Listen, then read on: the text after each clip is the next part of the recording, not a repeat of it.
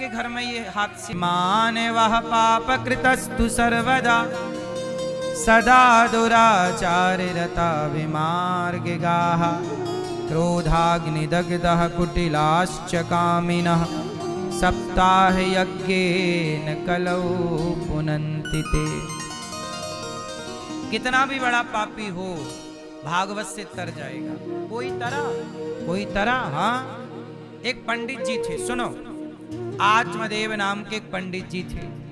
उनकी पत्नी का नाम था श्रीमती धुंधली देवी। तुंगभद्रा नदी के तट पर एक पंडित जी थे। पत्नी बड़ी अच्छी थी, आत्मदेव जी बड़ी पूजा पाठ करते थे। उनके कोई संतान नहीं थी। बड़ी पूजा की कि बेटा हो बेटी हो।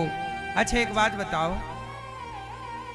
बेटा हो बेटी हो ये अच्छी बात है कि हो, पर यदि किसी के बेटा ना हो बेटी ना हो तो उसे क्या करना चाहिए?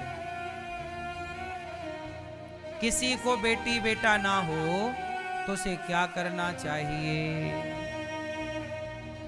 क्या करना चाहिए? और जिसके बेटा बेटी हो वो क्या करे?